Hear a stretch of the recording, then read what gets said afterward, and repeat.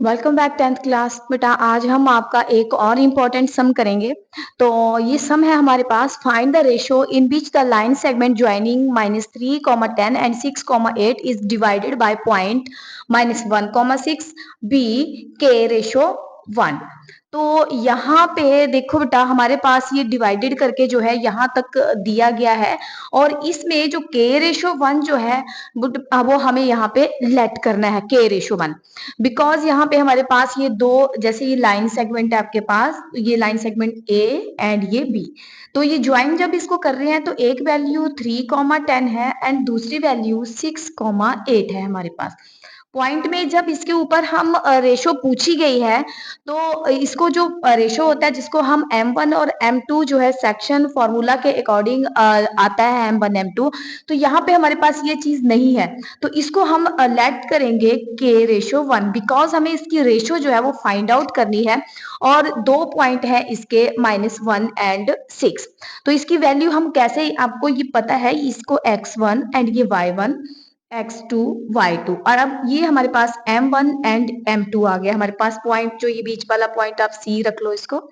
अब next step हम इसको क्या करेंगे सोल्यूशन करते टाइम, सेक्शन फार्मूला आपको याद होना चाहिए। तो वो फार्मूला है हमारे पास m1 x2 plus m2 and x1 नीचे m1 प्लस m2। ये सेक्शन फार्मूला का एक पार्ट है, एक x वाला होता है, एक y वाला होता है। मैं दोनों ही आपको वैल्यू पुट करके दिखा दूंगी, बट वैल्यू जो एक की रेशो आएगी वही हमारे पास होगी।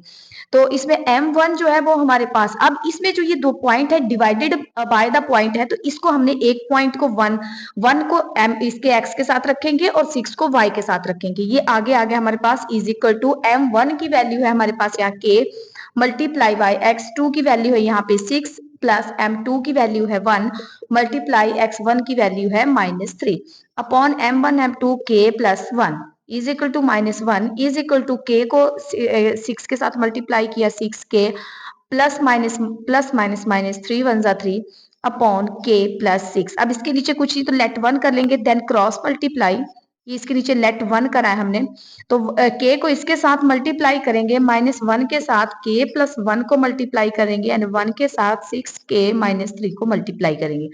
ये आया माइनस का k प्लस माइनस माइनस 1 1 जा 1 is equal to 6k plus minus minus 3 1 जा 3। अब k वाले हम डिजिट से एक साइड कर लेंगे, तो ये माइनस का k है हमारे पास, तो ये 6 जो है प्लस का है, तो यहाँ आके ये भी माइनस में कन्वर्ट हो जाएगा -3, एंड ये यहाँ माइनस का है, तो यहाँ आके ये किस में चेंज हो जाएगा, यहाँ आके ये चेंज हो गया प्लस में। ठीक है, तो अब ये आ गया यहाँ पे 6 और 1, इसकी कोई वैल्यू तो लेट 1, 6 और 1 7 के इज इक्वल टू लेस करके -2, बिकॉज बिगेस्ट के साथ जो है वो माइनस है, माइनस के साथ माइनस कट गया, के इज इक्वल टू 2/7। तो रेशियो तो हमारे पास फाइंड आउट होगी, यही तक आप इस सम को जो है वो कर सकते हो। तो जो हमारे पास रिक्वायर्ड रेशियो है, तो रेशो जो है हमारे पास कितनी आ गई, ये 2/7 यानी कि 2:7। तो इस तरह से इसकी वैल्यू जो है वो हमारे पास k की वैल्यू हमारे पास फाइंड आउट होगी, तो हमने ये रेशो जो थी वो फाइंड आउट कर ली, और ये आंसर आ गया हमारे पास 2:5। ऐसे आप y में भी वैल्यू पुट करके देख लेना, बट एक रेशो जो अगर आपने रेशो पहला स्टेप इसका फाइंड आउट कर लिया तो वही आपका आंसर होगा। थैंक यू सो मच बेटा।